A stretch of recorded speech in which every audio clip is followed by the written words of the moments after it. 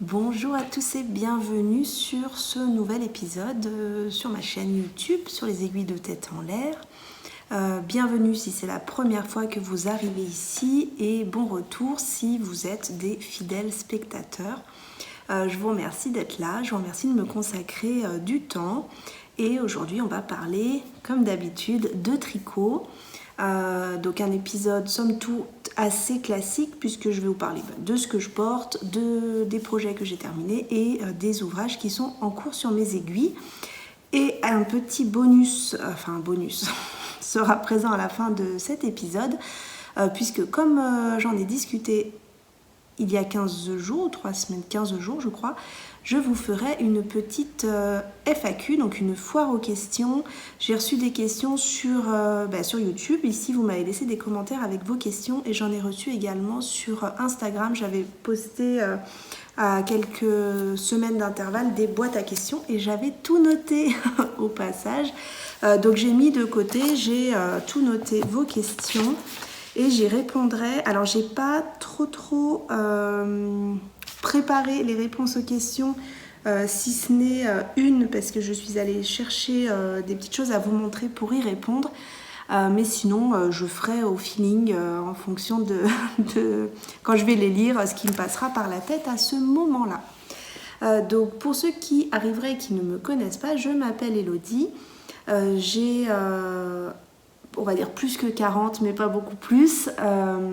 J'aurai bientôt 42. Oui, c'est ça, la semaine prochaine. Donc voilà. Juste petite parenthèse, j'ai prévu, à l'instar de ma collègue qui regarde mes podcasts et que j'embrasse, j'ai prévu de prendre congé le jour de mon anniversaire et de me faire chouchouter. Donc je passerai... chez le coiffeur, alors rien de folichon, je vais juste rafraîchir ma coupe et j'ai prévu aussi 2 heures de séance bien-être, shiatsu, réflexologie plantaire, etc. juste à côté de chez moi. Donc voilà, je me suis dit que c'était une journée, voilà, j'avais jamais rien fait de spécial ce jour-là et si, mon mari m'a déjà offert des massages, etc. pour le jour de mon anniversaire, ma belle-mère aussi, mais en l'occurrence... moi-même, je me suis jamais un peu chouchoutée ce jour-là. Donc, ce sera chose faite la semaine prochaine. Donc voilà, donc bientôt 42 ans. Je vis pas très loin de Genève, donc dans l'Ain. Et je tricote depuis assez longtemps. J'ai appris quand j'étais enfant. Et on va dire que je m'y suis remise à fond il y a 15 ans à peu près pendant la grossesse... pendant la grossesse de mon fils, mais en fait pendant que j'étais enceinte, je pouvais pas ni penser à de la laine, ni toucher de la laine, ni tricoter, enfin quasiment pas. Une grosse partie de ma grossesse parce que ça me donnait la nausée. Rien que de penser, j'avais cette image horrible d'une pelote avec un alpaga dessiné dessus, je sais plus quelle marque c'était. Et franchement, je pensais à cette étiquette de laine et rien que ça me donnait la nausée. Donc très bizarre, mais bon, j'ai pas beaucoup tricoté pour mon fils aîné. Je me rattrape, on va dire, pour mon neveu. Voilà, donc on va dire que ça rattrape. Et pourtant, la layette, c'est tellement rapide à faire. Donc voilà, bon bref. Je porte mon gilet rendez-vous. Donc mon gilet rendez-vous qui a bien été usé, on va dire. Je l'ai fait il y a quelques années déjà. C'est un des premiers, je pense, gilets du style que je faisais. Vraiment travaillé comme ça, un modèle travaillé. Alors, c'est un gilet que j'aime énormément et c'est pour ça qu'il est bien usé. On voit que le mohair à certains endroits est même cassé. Je ne sais pas si vous verrez. En fait, au niveau des coudes, vous voyez, j'ai des petits fils de mohair. En fait, le fil, je pense qu'il reste... Ça va être le fil de soie qui reste, mais le mohair en lui-même, enfin voilà, la laine s'est bien abîmée. Bon, il n'est pas usé, il ne fait pas décrépit, je le porte encore, mais voilà, il a bien vécu. Je vous en reparle parce que j'en ai parlé peut-être dans un podcast il y a très très longtemps, mais c'est un gilet que j'ai fait avec le coloris cerise du Merino Yarn by Simone, auquel... Si je dis pas de bêtises, de toute façon je vous mettrai le lien du projet dans la description, ma fiche projet sur Ravelry. j'avais mis du mohair Tilia. Mais vous voyez, ça doit faire déjà bien 6 ans que j'ai tricoté ce gilet. Et je me souviens très bien que j'avais fait la taille 3 en me disant que la prochaine fois, vous voyez, je trouve qu'il fait quand même un peu large, que la prochaine fois, je ferai, vous voyez, là, il y a quand même de la matière, je ferai la taille en dessous, la taille 2 chez Atelier Émilie. Il faut que je me rappelle aussi pour d'autres projets que je veux faire dans sa marque, enfin dans sa gamme de patrons. Donc le gilet rendez-vous, c'est un gilet, je pense que je vais refaire, alors peut-être pas en 2025, mais on va dire peut-être 2026 ou fin 2025, que j'aimerais bien avoir en bleu marine. J'avais dit que je voudrais peut-être un April, mais en fait pour moi c'est la forme, ça ressemble en fait au April, et celui-là je trouve qu'il ferme quand même mieux, je trouve. Donc je m'en referai un en bleu marine, je pense. Je n'ai pas du tout de la laine, je n'ai pas choisi rien du tout, ni le mohair, ni rien du tout. Je ne sais même pas si je ferai mérino et mohair. Mais en tout cas, je l'aime énormément, j'aime beaucoup ces longs poignets en côte. Voilà, je le porte beaucoup, beaucoup, beaucoup. Et la particularité, je ne sais pas si vous voyez, enfin, il me semble, maintenant j'ai un doute parce que ça fait vraiment longtemps que j'ai tricoté, mais il me semble que la bande est tricotée en même temps que le projet. Je crois. Mais en tout cas, super modèle d'Atelier Émilie, un des premiers, je pense, que j'ai tricoté d'elle, et très très bien expliqué. Enfin, vraiment super bien expliqué, avec un style qui est vraiment parfait. Il me semble, si je dis pas de bêtises, que son modèle à elle est bleu. J'ai un doute, mais il me semble que c'est ça. Donc voilà, donc ça c'est pour ce que je porte aujourd'hui. J'ai porté énormément de gilets là ces derniers, enfin de pulls ou de gilets que j'ai fait moi-même, et vraiment je vous ai un peu partagé, pour ceux qui suivent aussi sur Instagram, je vous ai un petit peu partagé, je vous ai mis une ou deux tenues cette semaine. Tous les jours en fait, j'ai vraiment du plaisir à aller choisir ma chemise cousu main, et puis mon gilet qui ira avec, ou mon pull et mon gilet, enfin voilà, que du plaisir. Dans cet épisode, je vais vous montrer 2 projets finis. Alors, ce sont des petits projets, mais bon, ça compte quand même. En tout cas, je me suis retrouvée à un moment donné dans le mois de janvier avec 4 en cours, parce que je ne sais plus si j'en avais parlé ici. Je voulais monter... j'avais monté le petit pull au jacquard pour mon neveu en me disant ce sera plus facile à transporter, et en fait la partie jacquard n'était pas du tout facile à transporter. Donc en parallèle, j'avais des chaussettes et aussi un bonnet. Donc j'ai terminé les chaussettes et le bonnet. Donc pour mes enfants, les chaussettes sont pour mon grand et le bonnet est pour ma fille. Et donc alors les chaussettes ont été portées 1 ou 2 fois, sachant qu'ils les portent que dans la maison. Mais voilà, donc des chaussettes toutes simples. Donc ce sont des chaussettes en laine autorayante, c'est de la laine Volboot. Donc c'est de la laine que j'ai achetée chez Butinette, je vous en ai parlé la dernière fois, pas cher du tout, qui est autorayante. Alors moi j'ai pas du tout, vous verrez, c'est pas les mêmes, c'est des pareils pas pareils, mais j'ai juste fait la première, et puis une fois que j'étais arrivée au bout de la première, j'ai repris le fil là où je m'étais arrêtée pour faire la deuxième. Donc la taille c'est 64 mailles, le talon c'est un talon Strong Heel, donc c'est un talon en fait, donc je pars des chevilles, je vais commencer jusqu'ici, et en fait à partir d'ici je vais faire un jeu d'augmentation, puis le triangle ici c'est des allers-retours, on va dire c'est pas des rangs raccourcis parce qu'on fait pas de mailles doubles, mais on fait des allers-retours en glissant des mailles, et ensuite on arrive au bout du triangle, on a retrouvé le bon nombre de mailles, donc dans mon cas 64 mailles. Puis j'ai déroulé le pied, et puis j'ai fait une pointe, tout ce qu'il y a de plus classique. Je pars de 32, je réduis une maille de chaque côté, un rang sur 2, jusqu'à ce que j'ai plus que 12 mailles sur mes... Enfin 24 au total, mais 12 sur chaque aiguille. Et je fais un grafting pour terminer. Donc voilà, et mon petit grafting là, il est rigolo parce que vraiment j'ai le début de la couleur suivante qui s'est retrouvée ici, mais bon, les chaussettes d'intérieur, aucun problème. Ils les adorent, apparemment, elles sont bien chaudes.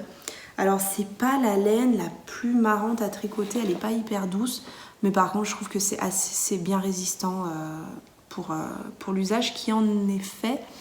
Donc voilà, une paire de chaussettes en 64 mailles, et donc taille 38, ça y est, pour mon loulou.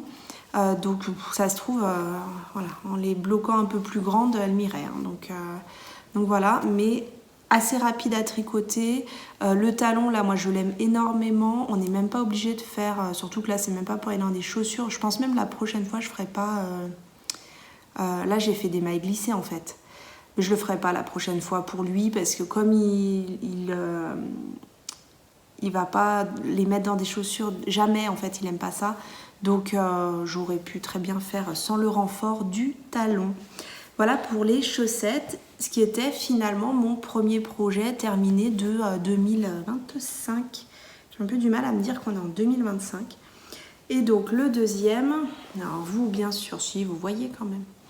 J'avais acheté de la Drops Air noire, donc on avait fait passer une commande avec Anna. Souvent on se dit bah tiens je passe une commande chez Rasco, je passe une commande chez Kalidou, t'as besoin de quoi? Et donc j'avais pris 3 pelotes de Drops Air en me disant je vais faire une écharpe à ma fille. Et en fait une fois qu'on les avait reçues, bah écharpe elle veut pas, col elle veut pas, donc elle m'a demandé un bonnet. Donc tout naturellement, vu la grosseur de la laine, je suis partie sur un hipster hat. Donc, alors, c'est pas... Si, il m'irait. Il est très très chaud. Hein. Donc la Drops Air, ça doit être de la laine qui est dans un câble... pas dans un câble, mais dans une espèce de chaînette en synthétique, je pense. Je crois que c'est du synthétique. J'ai pas l'étiquette ici. J'ai fait la deuxième taille et c'est des côtes de 2, des diminutions, enfin 4 diminutions au-dessus là comme ça. Je sais pas si vous voyez, hop, la couronne. Est-ce qu'il est à l'endroit? Parce que alors, mon fils, sa spécialité lui c'est de le mettre à l'envers. Et la portée du coup, elle en porte pas beaucoup des bonnets, mais en tout cas noir comme ça, tout simplement. J'ai utilisé moins d'une pelote pour le faire, sachant que donc, la deuxième taille c'est enfant voilà, donc hyper rentable parce que c'est pas très très cher la Drops Air je crois. Je voudrais pas vous dire de bêtises mais quelques euros, enfin vraiment donc ça veut dire que ça peut permettre de faire des petits cadeaux sympas et la laine est chaude et quand même douce moi je trouve. Alors je suis pas une super référence parce que je crains pas. Mais voilà, je trouve qu'elle est quand même assez douce et ma fille le porte. Donc voilà, 2 mini-projets terminés, mais quand même, ça m'a permis de me retrouver plus qu'avec 2 en cours parce que franchement, à un moment donné, j'avais trop de choses et moi je m'installe là dans le salon, j'en avais de partout. Donc là, il y en a encore un petit peu qui traînent, il faut que je finisse le rangement. Mais en fait, avoir plein d'encours, c'est quelque chose que j'arrive plus du tout à faire parce que j'ai l'impression de ne pas avancer du tout. Donc voilà, j'évite maintenant d'avoir trop d'encours, mais parfois la vie fait qu'on se retrouve un petit peu avec des encours. En parlant d'encours, donc je me suis dit, comme j'ai fini les 2 petits projets, je vais essayer de me retrouver à nouveau mono en cours sur le Agnette. Et donc je vais avancer le petit pull pour mon neveu. Je vous l'ai montré la dernière fois et je vous ai dit je finis le jacquard et je vais le bloquer. Alors le blocage a aidé mais je trouve que c'est quand même encore assez irrégulier. Pourtant je suis vraiment quelqu'un qui tricote habituellement même le jacquard assez régulièrement. Donc je ne sais pas si c'est la laine, je ne sais pas si c'est la taille d'aiguille que j'ai choisie. Mais on dirait presque qu'il y a des taches pardon, ou des trous, enfin voilà. Bon. Je verrai si j'arrive encore mieux à le bloquer ensuite. Et puis sinon, c'est pas grave. C'est pas grave du tout. Donc j'ai fini le corps samedi après-midi. Ensuite, j'avais un apéro tricot. Non, en fait, j'ai pas fini le corps samedi après-midi. J'ai fini presque samedi après-midi et j'avais un apéro tricot chez mes copines d'Annecy, avec mes copines d'Annecy chez l'une d'entre elles. Donc j'avais emmené celui-ci, j'ai terminé 1 ou 2 rangs qui me restaient, j'ai fait mon rabat et puis j'ai commencé la manche là-bas et vous voyez elle est presque terminée, c'est la magie du 6-12 mois. Donc là je le tricote avec de la Sunday. Donc ça doit être le coloris qui s'appelle Croissant et je me rappelle plus du numéro. Et l'autre c'est le 10-15, c'est celui que j'ai utilisé pour faire mon pull, le classique, avec lequel j'ai tricoté le mohair de la Féfil, ça passe crème. Et je suis très très contente du choix du contraste là. Même s'il n'est pas parfait, dans le sens où il n'est pas hyper régulier, je pense qu'ils vont lui mettre quand même. Et ça fait un petit pull qui va être sympa. Et je ne sais pas si vous remarquez, mais ici, il y a moins de jersey qu'au devant. Donc en fait, ça c'est le dos, grâce à un jeu en fait de rangs raccourcis. Donc le dos va être plus relevé que le devant. Donc voilà, bon lui il va aimer être bloqué je pense, enfin en tout cas ça lui fera pas de mal parce que même sur le jersey, j'avais jamais tricoté cette laine toute seule en fait et ça me fait un peu le même effet que la... comment elle s'appelle, la 100% Merino de Knitting for Olive. Si je la tricote toute seule, la 100% Merino de Knitting for Olive, je trouve qu'elle a aussi cet effet un peu irrégulier. Donc je n'identifie pas vraiment pourquoi. Enfin voilà, si vous avez une idée de pourquoi ça me fait ça, alors que vraiment habituellement j'ai un tricot qui est quand même très très régulier. Même sur du Merino tout seul, ouais j'essaye de réfléchir, j'en tricote pas souvent non plus, mais du Merino type... Yarn by Simone, j'ai déjà tricoté tout seul. Qu'est-ce que j'ai tricoté d'autre? Même de la déca, mais en mérino 100%, sans ajouter un fil de mohair qui pourrait un peu gommer l'effet irrégulier de la laine. Voilà, c'est assez rare que je sois pas hyper satisfaite d'un tricot à cause de ça. Donc forcément, là, je vais terminer la première manche, attaquer la deuxième, et ça normalement c'est lui que je vais emmener en pause déj cette semaine je pense, donc il devrait quand même avancer. Donc ça c'est le premier en cours que je voulais vous montrer. Donc là vous avez vu, vous avez peut-être pas fait attention, mais j'ai terminé la première pelote de croissant et donc je vais entamer la deuxième pelote juste pour finir cette manche et commencer la nouvelle. Donc voilà. Et donc le deuxième et dernier en cours, c'est... Attendez, hop. Comment ça, je vais vous montrer ça. Donc c'est le Agnette. Donc je sais qu'il y en a certains qui n'aiment pas le vert ici, qui me l'ont dit en commentaire, mais quand même qu'ils le trouvent drôlement joli, ou qui me l'ont dit aussi sur Instagram. Donc j'en suis où? J'en suis à... J'ai rassemblé... mais je crois que j'avais déjà fait... Non. Je ne me rappelle plus. J'ai rejoint en fait le dos. Alors, vraiment ça fait 3 rangs. Et le devant. Et j'ai commencé... hop, est-ce que vous voyez? J'ai commencé une boutonnière. Donc je crois qu'il faudra en faire 4 au total.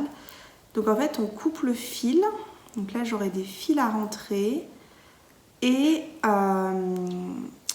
moi, je vais juste... Je vais pas faire... Comme mes boutons sont plus petits que recommandé, je vais pas faire le même nombre de répétitions de rangs pour les boutonnières parce que j'ai peur que mes boutons ne tiennent pas. Et alors après, si, en faisant des petits points de couture, mais c'est pas hyper rattrapable. Donc là, finalement, le premier bouton se retrouve ici. Et on va dire ça va faire un super beau cardigan. Bon, là, forcément, avec le rouge, ça fait un peu bizarre, mais... Et je vais vous redire quelle laine j'ai utilisée parce que quelqu'un m'a justement fait remarquer que dans le dernier épisode, alors pour ceux qui avaient regardé le stash, etc., c'était pas dramatique. Mais pour ceux qui ne l'ont pas regardé, je n'ai pas dit quelle laine j'utilisais. En fait, j'étais tellement prise dans vous raconter le modèle, le cal, etc., que je ne vous ai pas redit les laines. Donc, c'est de la Sunday coloris 8236. Donc, c'est un vert qui s'appelle Statement Green ou un truc comme ça. Je suis même plus sûre que c'est ça ou c'est ça. Et de la guéparde, donc Kitseta, et ça c'est de la 840. Et les deux ensemble, eh bien, ça donne ça. Vous voyez, le mélange des deux donne ça. Donc, impeccable. Je suis super contente de ce projet. Est-ce que je vous remonte les petits boutons? Ah, je suis désolée. Hop, voilà, les petits boutons. Bah, j'en utiliserai que 4, mais ils sont trop beaux. Je les adore. Donc ça, c'est les boutons. Et puis, pour tricoter le Agnette, je sais pas si je vous avais montré déjà la dernière fois ou si je l'avais pas encore reçu. Je me suis acheté ça. Mais c'est le rêve. En fait, tu fais clic-clic et ça te fait avancer les rangs. Alors moi, je vois à l'envers, mais je crois que vous voyez à l'endroit. Je sais jamais. Donc voilà. Et franchement, ça m'a changé la vie au lieu de faire des petits bâtons sur ma feuille. Donc voilà, le Agnette cardigan, donc 2 petites nids que j'aime énormément. Ah, bien sûr, je n'ai pas redit. Je vous ai dit les laines cette fois, mais je ne vous ai pas dit le modèle. Ça, c'est le petit Micmac de Marie-Christine Lévesque. Voilà, donc ne m'en voulez pas si parfois j'oublie de dire les choses. Vous pouvez me demander dans la boîte, enfin dans les commentaires. Parce que je suis prise dans ma discussion et puis voilà, il n'y a personne pour me poser la question, donc je ne pense pas à donner toutes les infos. Pourtant j'ai des notes, hein, je fais attention, mais je ne pense pas toujours. Je voulais juste, donc moi je fais tout le temps ça dans ma tête, c'est que quand les projets avancent, pendant que je les tricote, je commence déjà à réfléchir à ce que je vais tricoter ensuite, etc. etc. Et je crois qu'ensuite, j'ai très envie de faire le Haros. Donc c'est le pull que je vais faire avec des laines. Alors il y a des restes à moi, il y a des écheveaux solitaires, et puis il y a des laines que j'avais rachetées en déstache à Anna, Minimalist Knitting. Et donc je pense que je vais faire ça avec elle. Ensuite, elle voulait faire le sien aussi. Donc je pense que ce sera le prochain projet après le Agnette et le petit Micmac pour mon neveu. Sachant que pour mon neveu, j'avais peut-être encore un autre gilet à faire, mais je sais pas si je vais le faire. Je verrai. Je verrai si je suis motivée. Donc le prochain, ce sera le Haros. J'ai l'impression d'être allée super vite, mais en même temps, j'ai que 2 en cours et deux projets. Donc voilà. Ah, ça, je savais longtemps que je ne vous ai pas parlé de ça. Ma crème que j'utilise pour les mains. Donc je l'utilise beaucoup au boulot et au tricot.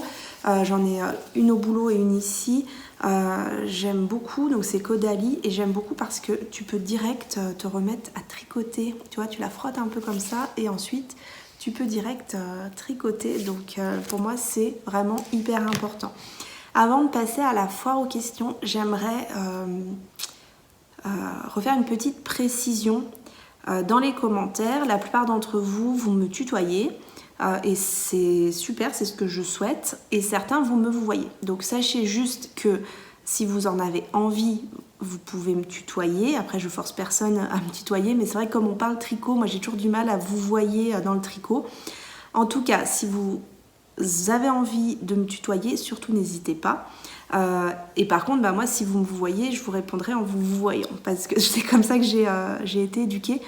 Donc voilà, donc si dans les commentaires vous avez envie de me tutoyer, pour moi c'est totalement ok, donc allez-y, lâchez-vous et puis si vous me voyez, aucun problème aussi, mais en tout cas c'est pas moi qui met la barrière, vous pouvez vraiment me tutoyer avec grand plaisir.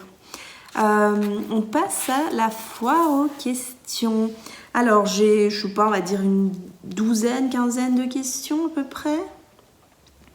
Et des questions diverses et variées. Hein. Il y a de tout, donc voilà, il y a 2-3 questions qui se recoupent, mais dans l'ensemble vraiment plutôt variées sur, alors bien sûr à propos de tricot principalement, hein, mais pas que.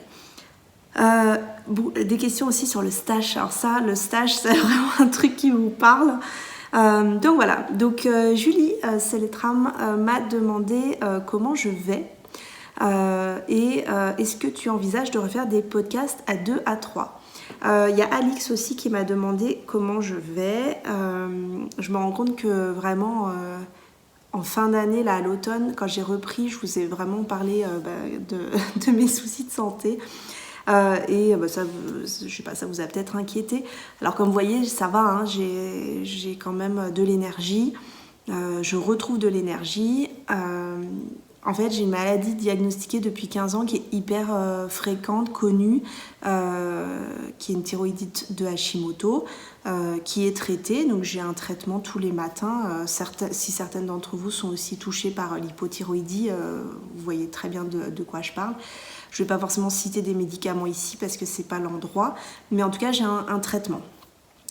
Et quand je fais mes analyses de sang, j'ai un niveau d'hormones qui est correct, sauf que j'ai vraiment énormément de symptômes de ma maladie. Donc principalement la fatigue, un peu d'irritabilité, des choses comme ça, mais principalement la fatigue.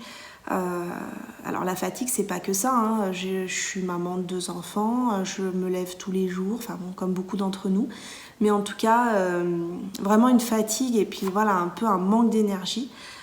J'ai une grosse prise de poids, enfin une prise de poids rapide, on va dire, de septembre à mai l'année dernière. Et donc, j'en ai déjà parlé ici, je pense, j'ai décidé de voir une nutritionniste qui fait de la nutrition fonctionnelle, et donc on a un peu investigué du côté de ma thyroïde et puis d'autres carences qui pourraient être ici, enfin présentes.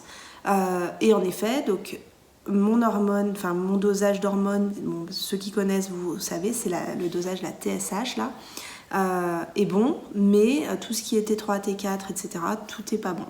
Donc en fait, les médecins aujourd'hui regardent la TSH, s'arrêtent à ça, font mon traitement en fonction, mais le reste n'est pas investigué systématiquement. Donc, aujourd'hui, comment on traite ça avec ma nutritionniste, c'est que, alors, en ce moment, je suis un peu moins sérieuse avec ça, mais il faudrait que je reprenne. Je suis complémentée dans certaines vitamines et je fais attention à mon alimentation. Voilà. Et ça va mieux, j'ai retrouvé de l'énergie avec aussi les cures de magnésium, etc. Ça va mieux, donc ça va mieux. Le moral, quant à lui, c'est pas ouf parce que... alors, j'avais pas forcément prévu de beaucoup en parler ici et je vais pas beaucoup en parler, mais j'ai perdu ma tante, donc la sœur de mon père, début janvier, le 1er, qui est partie très vite de son 3e cancer. Donc elle a enchaîné 3 cancers et le 3e l'a emporté. Et en fait, ça m'a fait me poser énormément de questions sur le sens de la vie, qu'est-ce que j'apporte aux autres, etc. Donc j'ai eu, on va dire, les 3 premières semaines de janvier un peu difficiles. Et puis voilà, c'est la vie, hein, c'est comme ça, on perd du monde. J'ai pas mal de décès aussi dans pas forcément mes clients directs, mais autour de mes clients, tout ça. Et puis à côté de ça, j'ai aussi des clients qui me cassent les pieds pour des broutilles. Et en fait, j'ai un peu du mal à rester patiente. Alors je reste patiente, mais ça me demande beaucoup d'efforts. Parce qu'en fait, je me dis, est-ce que c'est ça qui est important ? C'est-à-dire que... Enfin voilà, est-ce que... le montant des intérêts sur un livret, par exemple, c'est très important. Enfin, vous voyez, toutes ces choses-là où je me dis, ça me paraît, moi, être des broutilles parce que je suis impliquée dans d'autres considérations en ce moment. Bref. Donc, le début de l'année a été un peu difficile niveau moral. Voilà, il faut aussi accepter son chagrin, sa peine, faire son deuil. Voilà, et puis ça va aller. Mais en tout cas, voilà, quel mois de janvier éprouvant. Et il n'y a pas une journée où je me dis pas comment font les gens qui n'ont pas le tricot dans leur vie pour tenir le coup. Donc voilà où j'en suis du fil de mes pensées. Donc n'hésitez pas aussi à me dire ce que vous en pensez, de ce que le tricot vous apporte dans votre vie. En tout cas, moi je suis heureuse d'avoir le tricot dans ma vie. Ça me permet quand même un peu de tenir bon quand ça va pas, quoi. Donc voilà. Est-ce que tu envisages de refaire des podcasts à 2, à 3 ? J'aimerais sincèrement, mais non. Ce sera peut-être ponctuel, mais je pense pas. En fait, j'ai déjà tellement du mal à me rencontrer avec moi-même pour faire des épisodes que refaire à deux. Enfin, je pense que, Julie, tu parles de Coraline quand on avait le podcast comme un lundi.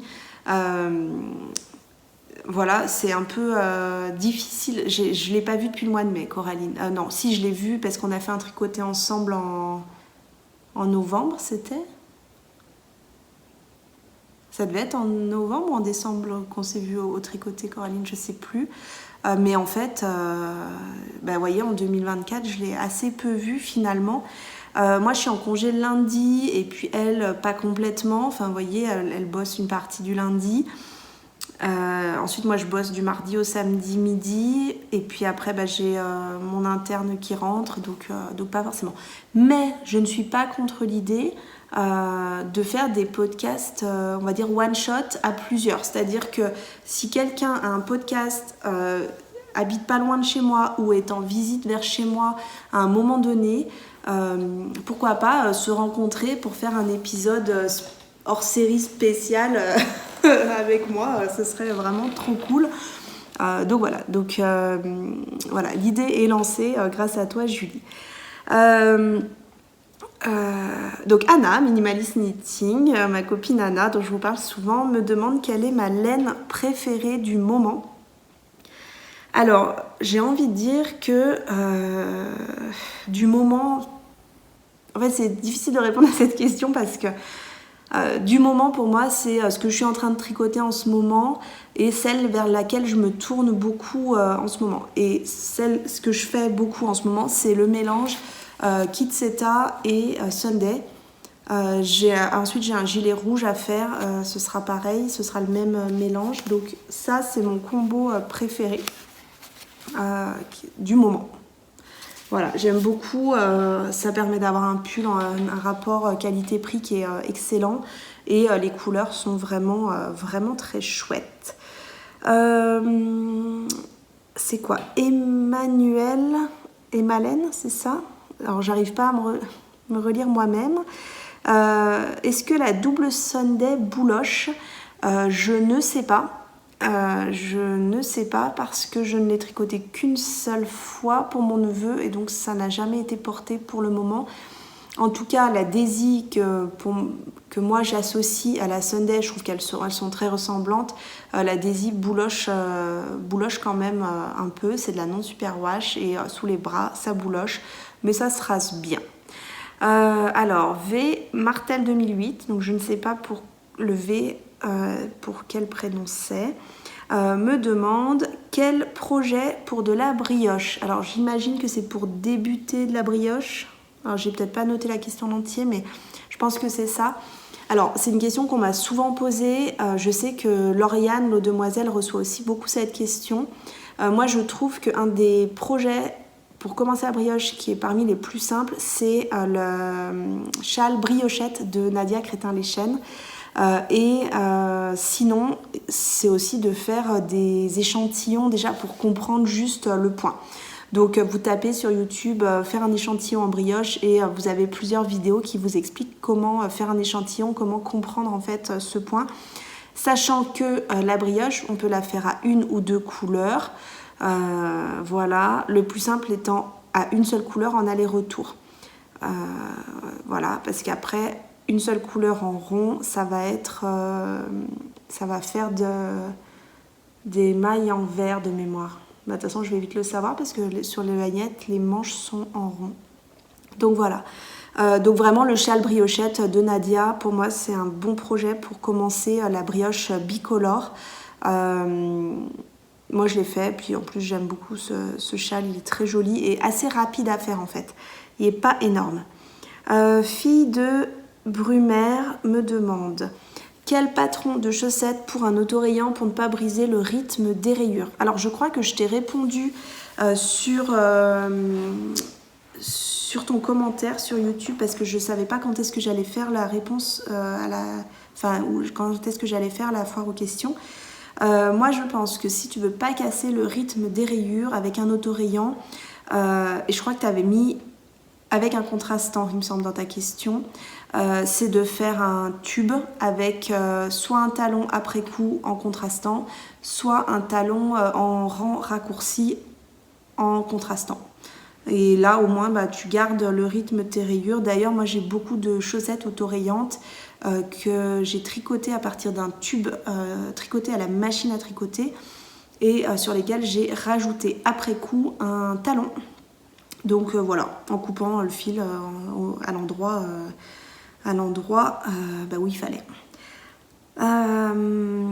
Voilà. Alors ensuite, Stéphanie Berthelot, c'est ça, me demande quel patron pour des chaussettes avec un strong heel dont je parle tout le temps.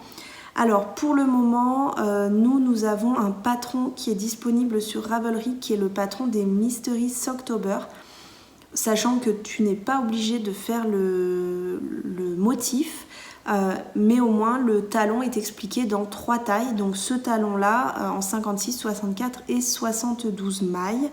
Ce qui te permet de comprendre en fait comment intégrer le talon à ton tricot et comment le faire.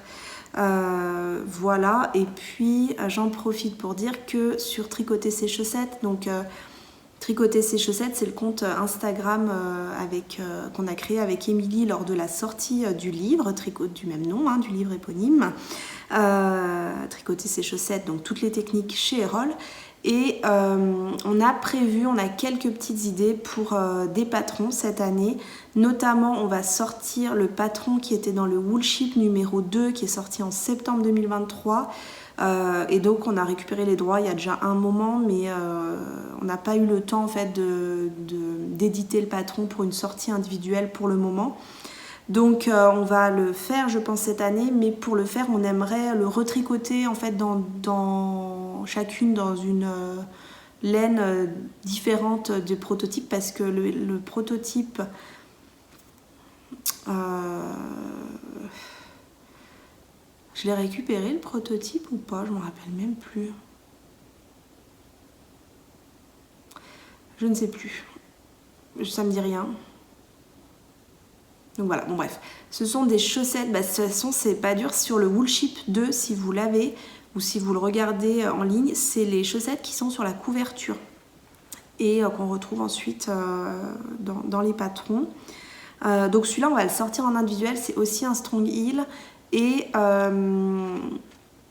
il y en aura peut-être d'autres, je sais pas, on verra. Avec ce talon là en particulier je suis pas sûre, on verra.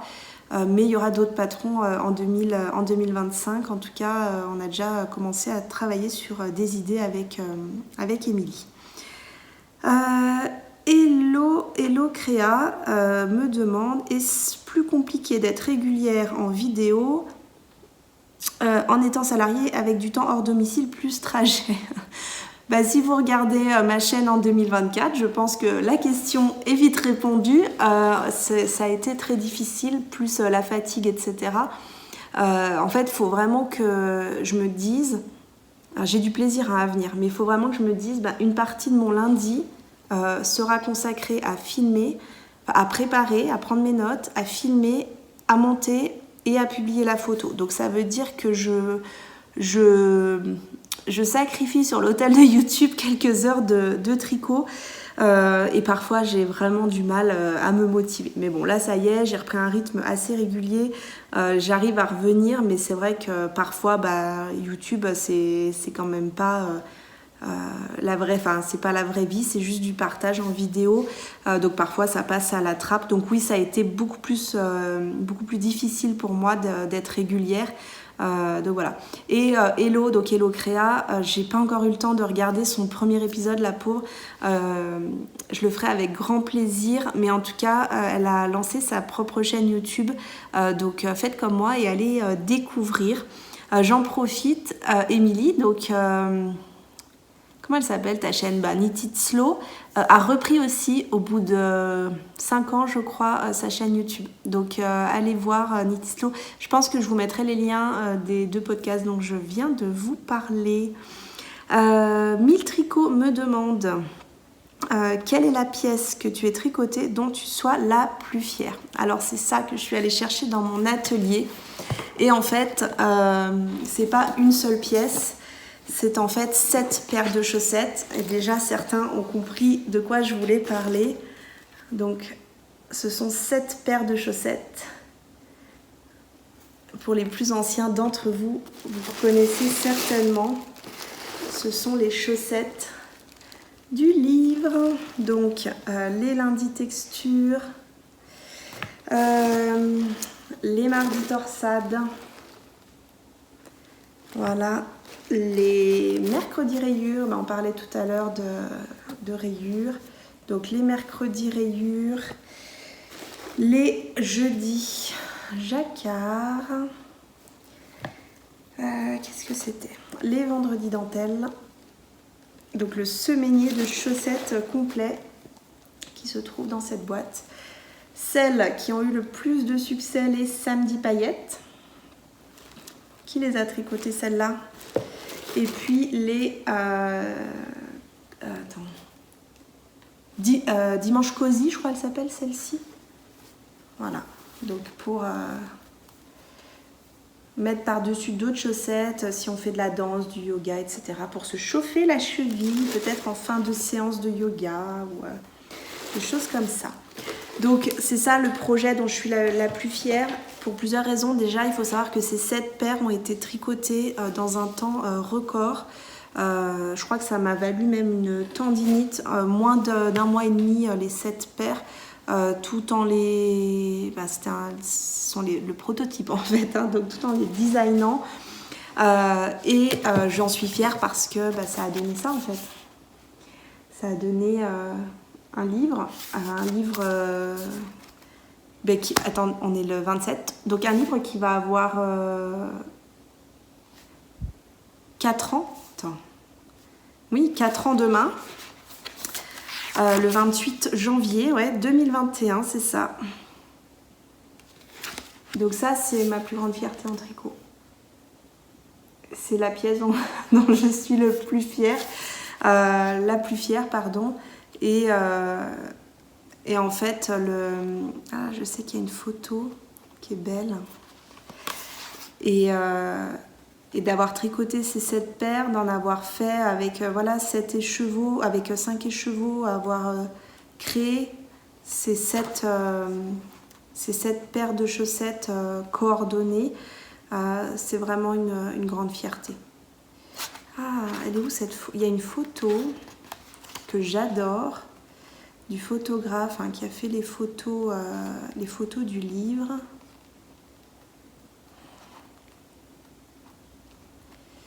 Pas évident. En fait, c'est pas forcément celle qu'on voulait avoir sur la couverture. Ça, quand tu es en direct et que tu cherches un truc et que tu ne le trouves pas, c'est fantastique. Je vais pas trouver forcément. Forcément, c'est toujours quand tu cherches que tu ne trouves pas. Ah, je me souvenais même plus qu'on avait fait ça à la fin. En fait, pour nous, le livre, il a été publié le 28 janvier 2021, mais nous, on a fini de l'écrire en juillet 2020, et ensuite, on a fait toutes les relectures, etc. Ah, cette photo-là dont je vous parle. On a fait les relectures à l'automne 2020, je pense. Ouais, c'est ça. Et ensuite, il a vécu sa vie, en fait. C'est quand même un livre dont on est très très fiers toutes les deux, qui nous a beaucoup apporté. Déjà, la relation entre nous deux, c'est un peu comme un couple qui a un enfant et qui, si un jour ils se séparent, ils seront toujours liés parce qu'ils auront un enfant entre eux. Émilie et moi, c'est pareil, même si un jour on venait à se perdre de vue, on sera toujours liés par ce livre. Donc c'est vraiment une grande fierté d'avoir mis au monde un livre de tricot. Même moi, parfois, je le dis aux gens et j'y crois pas moi-même. Donc voilà. Donc ça, c'est 7 pièces finalement dont je suis la plus fière. Bien sûr, j'aurais pu trouver d'autres modèles que je porte beaucoup, etc. Mais la fierté, c'est ça. Donc voilà. J'espère que tu es contente de ma réponse. Isa22F qui me demande quelle est ta laine préférée de tous les temps, marque, épaisseur, composition. C'est pas facile non plus comme question, mais ma laine, je pense préférée, c'est-à-dire que celle que j'ai préféré tricoter et que je préfère porter, pour moi c'est ça les deux critères, c'est la Cardiff Cashmere classique. Je sais plus si c'est la dernière fois ou la fois d'avant que je portais mon pull en Cardiff Cashmere, mais je le portais aussi avant-hier. En fait, cette laine, pour moi c'est un cadeau que je me fais à moi-même, c'est-à-dire que pendant que je la tricote, c'est que du bonheur, et ensuite pendant que je porte le projet fini, c'est que du bonheur, et donc je pense que je vais réitérer. Donc la marque c'est Cardiff Cashmere, l'épaisseur, j'ai envie de dire c'est sport, mais j'ai un doute, et puis la composition c'est 100% cachemire, donc voilà. Moi pour faire un pull j'utilise un peu moins de 10 pelotes, voilà, ça peut vous donner un ordre d'idée. La petite Lulu, me demande comment as-tu réussi à faire le vide dans ton stash. Alors, je pense que tout a commencé en 2019 quand j'ai fait un coaching en images. Et ce coaching en images, ça m'a permis de connaître ma colorimétrie. Donc déjà là, il y a un premier tri qui s'est opéré. J'ai viré toutes les laines qui n'étaient pas dans ma colorimétrie, donc je les ai vendues en seconde main, et déjà ça a fait un premier vide. Et ensuite, à partir de ce moment-là, je me suis mise à acheter de la laine dans les bonnes quantités pour un projet précis. Alors, entre guillemets, par exemple, si j'ai acheté une laine, c'était pour faire un pull, donc j'achetais une quantité pull, même si derrière le projet pouvait changer, le patron utilisé pouvait changer, mais en tout cas je savais que j'avais suffisamment pour faire un pull ou un gilet. Donc ça c'était la première étape. Et la deuxième chose qui m'a beaucoup aidée, c'est la photo que je vous partage maintenant tous les ans, donc depuis là c'est la 4e année, donc depuis 2022-2023, ouais c'est ça. Donc ça m'aide beaucoup moi, parce qu'en fait si je vois un modèle, je vais voir si j'ai la laine, et si j'ai la laine, est-ce que le projet qui était initialement prévu est mieux ou moins bien que le projet sur lequel j'ai craqué. Donc en fait, je vais toujours regarder ce que j'ai en stock avant d'acheter une nouvelle laine, et je ne craque pas plus du tout, je vais mettre plutôt plus, au salon. C'est-à-dire que je n'achète quasiment pas de laine au salon, sauf une que j'ai listée avant. Je craque pas sur une couleur, etc. si j'ai pas de projet associé maintenant. Donc voilà, c'est vraiment sur le long terme que j'ai réduit mon stash. Après, on va pas se voiler la face, hein. J'ai quand même un stash assez conséquent. J'ai de quoi faire 14 projets par rapport à ce que je vous ai montré dans le hors-série numéro 2, mon stage 2025. Donc j'ai quand même de quoi faire 14 projets, ce qui est quand même pas un petit stash, hein. Il y a des gens pour de vrai qui n'ont pas de stage, c'est-à-dire qu'ils sont en train de tricoter un modèle avec de la laine qu'ils ont acheté pour ce modèle, et ils ne possèdent pas la laine pour le modèle suivant. Donc pour moi ça c'est vraiment pas de stage. Moi j'ai quand même un stage assez conséquent, et j'ai aussi beaucoup de laine à chaussettes que je ne vous montre pas en photo. Enfin beaucoup, j'ai un bac, un cube quoi d'étagères Ikea là, rempli de laine à chaussettes, quasiment pas rempli mais aux 2/3 on va dire. Donc j'ai pas mal de laine, hein, il n'est pas vide mon stash. Hein. Mais voilà les petites choses qui moi m'ont aidé, donc connaître ma colorimétrie et acheter pour des projets précis, même si le patron exact peut changer ensuite. Alix me demande, donc Alix, j'ai répondu à une partie de ta question, enfin à ta première question, parce que tu avais posé 2 questions, j'ai répondu au tout début, mais tu m'avais mis une deuxième question. Quel tricot n'as-tu pas prévu avec ton stage 2025 mais qui te fait de l'œil? J'en ai parlé tout à l'heure, le gilet rendez-vous en bleu marine, j'ai pas la laine. J'aimerais aussi me faire une robe à partir du patron Smoking d'Atelier Milly, je n'ai pas la laine. Et je pense que je vais me faire soit un Trescao, soit le pull Académie en cachemire. En fait, je reçois toujours un bon de réduction pour le Cardiff Cashmere pour mon anniversaire. Donc c'est pas impossible que je commande une quantité pull en cachemire là d'ici quelques jours quand j'aurai reçu le bon de réduction d'Ithaca Yarn qui me l'envoie normalement tous les ans pour mon anniversaire. Donc c'est peut-être ce que je ferai. Je suis pas encore décidée définitivement est-ce que je l'achète maintenant ou peut-être en fin d'année, s'il y a le Black Friday ou des choses comme ça et qu'ils font une remise, ça peut aussi permettre de l'acheter à ce moment-là. Donc on verra. Alors ensuite, c'est la dernière question je pense. Val et ses chippies me demandent comment choisis-tu ta laine pour tes projets ? Est-ce que tu restes fidèle à la laine indiquée par le modèle ou tu visionnes immédiatement ton stage, tu testes une nouvelle marque, etc. Je ne tricote quasiment jamais, rarement on va dire, la laine indiquée dans le modèle. De toute façon, je ne suis pas capable, je pense, de te dire tiens, dans ce modèle, c'était telle laine qui était prévue. Je fais pas du tout attention à ça. Je regarde la grosseur de la laine demandée et je fais soit avec ce que j'ai dans mon stash, soit je cherche une laine soit que j'aime bien et puis je reprends la même, ou soit je teste des nouvelles choses, mais je suis pas une grande aventurière, on va pas se mentir. Je teste pas beaucoup de laine. Je m'en suis noté 2 que je veux tester cette année d'ailleurs. Je veux tester chez Pasquali le coton suave parce que je l'ai touché au nitite et je ne pense qu'à ça depuis que je l'ai touché. C'est-à-dire que j'ai touché ce coton, j'ai eu l'impression de toucher du cachemire. Donc je pense que je me ferai une petite camisole en Pasquali suave. Soit je l'achèterai au nitite, soit... on verra, je verrai comment je fais. Et je veux tester alors je l'ai déjà touché, mais je veux tester le Mohair 21 de Lang.